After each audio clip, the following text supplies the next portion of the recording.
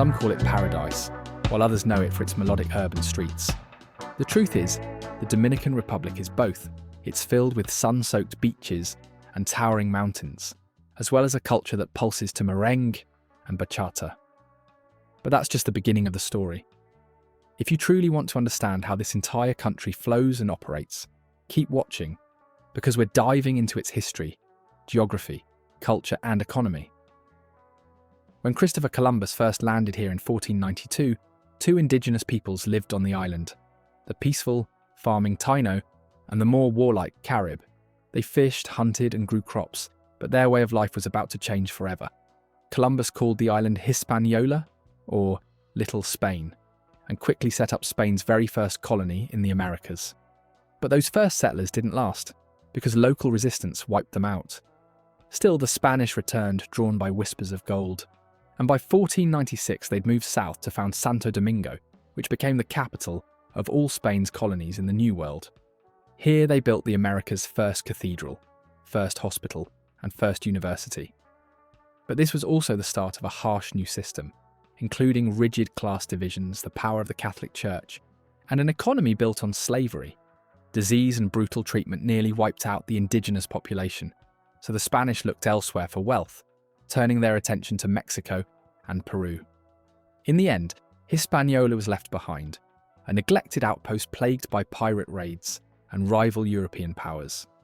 In 1697, Spain gave up the island's western third to France, which turned it into the enormously wealthy sugar colony of Saint-Domingue, which we now know as Haiti. The Spanish side saw only modest growth by comparison. Then, in 1795, Spain ceded its remaining territory to France. But France soon had bigger problems. In the West, enslaved Africans and free mixed race leaders, most famously Toussaint Louverture, launched a rebellion that shook the world. They overthrew French rule and created Haiti.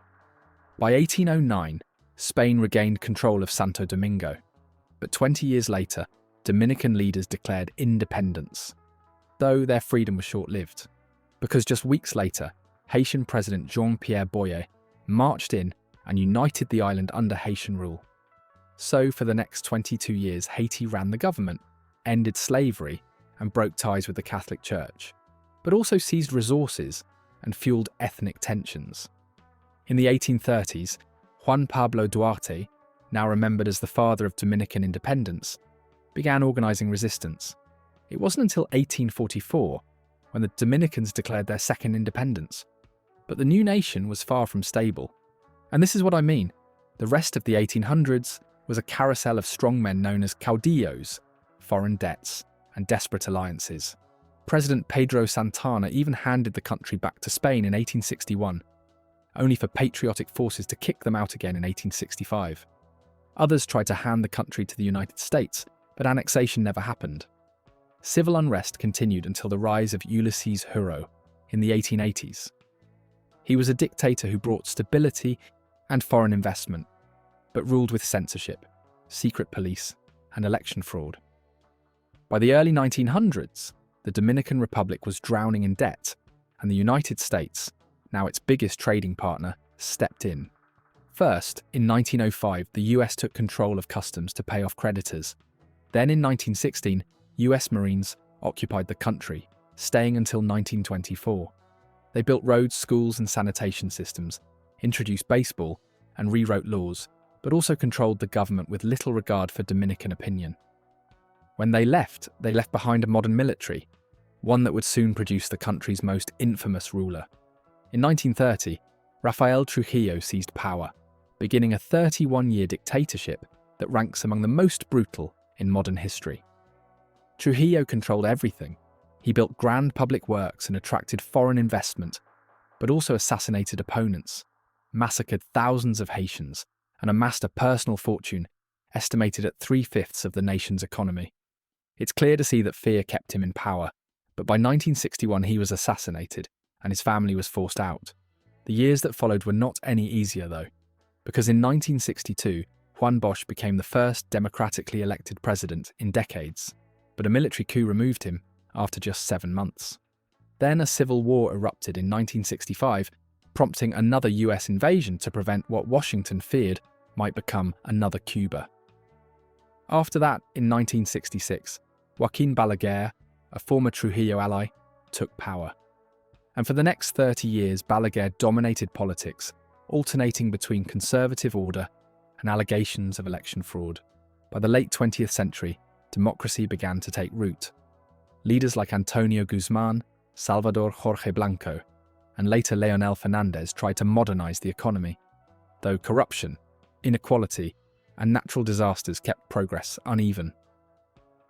The country joined a free trade agreement with the US and Central America in 2007, and growth surged, especially in tourism and services. But before we jump into the progress, it's worth seeing exactly where this country is and what its geography tells us. If you look at the Dominican Republic on a map, it's almost like someone sliced the island of Hispaniola into two uneven pieces, with the east side going to the Dominican Republic and the west side to Haiti. Together they share the second largest island in the Greater Antilles, just after Cuba. And while the Dominican Republic may look small, it still has around 48,670 square kilometres. That's about 18,712 square miles of mountains, valleys, beaches, and everything in between. From east to west, the country stretches about 386 kilometres, or 240 miles, and from north to south, it's roughly 274 kilometres, or 170 miles at its widest. And as you can imagine, much of the terrain is rugged, cut across by 4 mountain ranges running northwest to southeast, with fertile valleys tucked in between.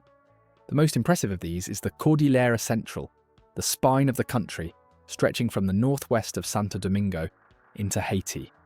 This is home to Pico Duarte, rising 3,175 metres, or 10,417 feet. It's the highest point, not just in the Dominican Republic, but in the entire Caribbean. In the winter, you can even find frost up there, which feels almost surreal in a tropical country. Then, up along the north coast, the Cordillera Septentrional forms a green backdrop to a narrow strip of coastline. South of the Cordillera Central, you'll find the Sierra de Neighbor, and, further south still, the Sierra de Bajaruco. And in between these two ranges lies something very unusual: Lake Enriquillo. It's the largest natural lake in the country, measuring about 37 kilometres, or 23 miles long, and up to 18 kilometres, or 11 miles wide. Its surface sits 44 metres below sea level. That's 144 feet, making it the lowest point in all the Caribbean islands. And it's salty, which is surprising because did you know it's one of the only saltwater lakes in the world where crocodiles live? But going back, the Dominican Republic also claims some outlying islands like Sayona, Beata and Catalina, but most of the action is on the main island. To the north, the Atlantic Ocean pounds the coast. To the south, the calmer Caribbean Sea rolls in. At the far east, the Mona Passage, a stretch of water about 130 kilometres, or 80 miles wide. It separates the Dominican Republic from Puerto Rico. And if you were to head 145 kilometres, or about 90 miles north, you'd reach the Turks and Caicos Islands. Then sail about 500 kilometres, or 300 miles south, and you'd hit Colombia. So, knowing the Dominican Republic's global location, how does that impact its foreign relations, politics, and its national economy? Let me paint you a picture. President Luis Abinader, a pro-business conservative who swept into office in 2020 on an anti-corruption platform, is heading into another term with solid political momentum. In last May's presidential election, he won re-election with 57% of the vote, which is enough to avoid a runoff.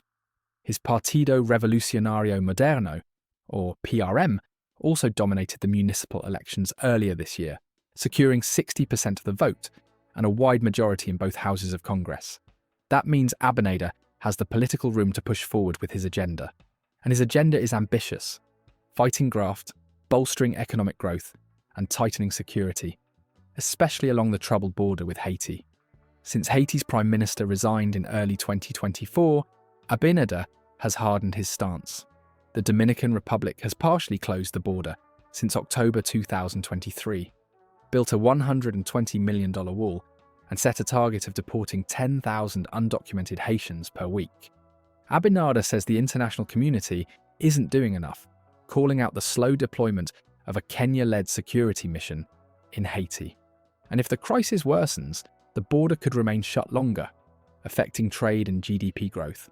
But even with these risks, the Dominican Republic's economy is one of the fastest growing in the region.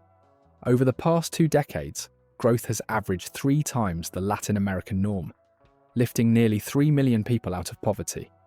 Also, the middle class now outnumbers the poor, and the quality of life has improved a lot.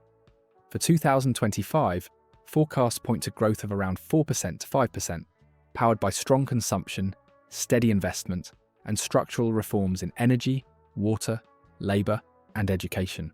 Another thing to note is this: inflation is under control, but the country's heavy dependence on imported oil still leaves it vulnerable to global price swings.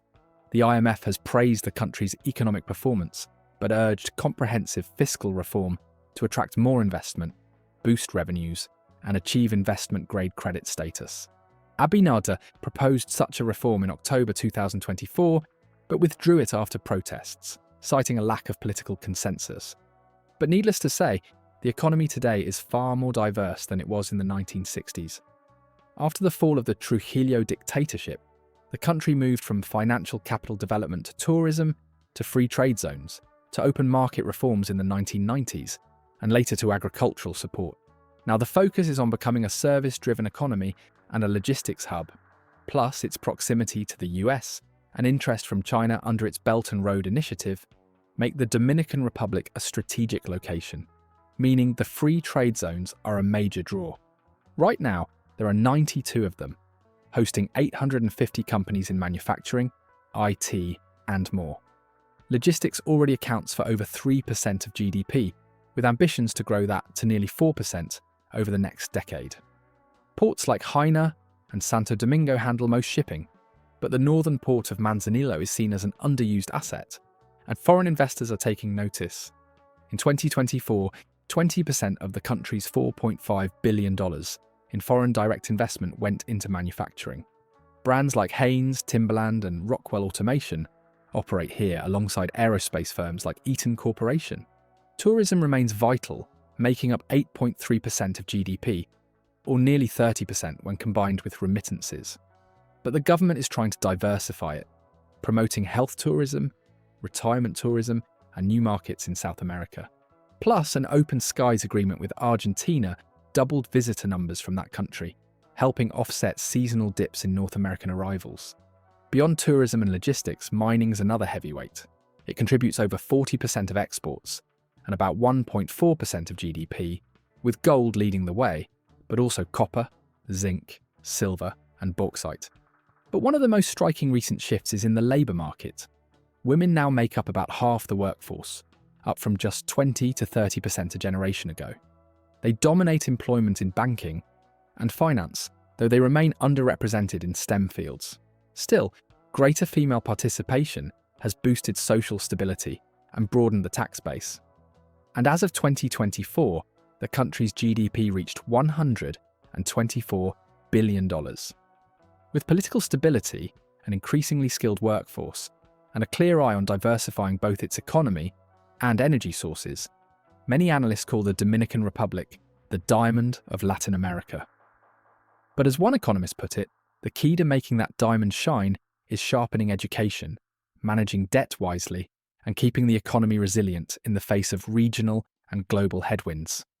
Moving on, let's take a look at the culture that shapes everyday life in the Dominican Republic. The country's heritage is a 3-part harmony: European traditions from the first Spanish settlement in the New World, African influences brought through the slave trade, and the legacy of the Taíno, the island's original inhabitants. This blend shows up everywhere, from the way people speak and what they believe in to the way they move, and most deliciously, in what they eat. Spanish is the national language, though locals speak Dominican Spanish. It's a variant with flavours of Canarian Spanish and Taíno words woven in. And in terms of their religion, nearly 69% identify as Roman Catholic, about 18% as evangelical, with the rest split between atheists and other beliefs. Then, when it comes to daily life, this diversity spills over into music, dance, and the rhythm of the streets. Because as you walk down a busy street and you might hear a syncopated beat spilling out of a doorway, Chances are it's merengue, fast, brassy, and impossible to sit still to. Another sound you'll hear often is bachata. It was once a rural, romantic guitar style, but now it's a global favourite that fills dance floors from Santo Domingo to Seoul. The same is true for food. The Dominican kitchen is as mixed as its history, with Spanish, African, Taino, and even Middle Eastern influences. For instance, breakfast might be mango, mashed plantains with fried eggs, salami, cheese and avocado. Then, if you're feeling peckish as you explore the city, street corners serve pastelitos stuffed with meat or cheese, chimichurri sizzling on the grill, and crispy tostones hot from the pan. For dessert, there's sweet, creamy habichuelas con dulce, a slice of airy bizcocho dominicano, or an icy frio in the midday heat. Now, if you're getting thirsty, locals enjoy strong coffee, the dreamy orange and milk mix called morir soñando, and sometimes a shot of mamajuana. It's essentially the island's famously potent herbal rum. So, knowing what you know now about the Dominican Republic, are there any misconceptions or stereotypes about the country that you realise aren't true? I'm curious to hear your thoughts in the comments section below. And if you enjoyed this video, you'll definitely love this next one.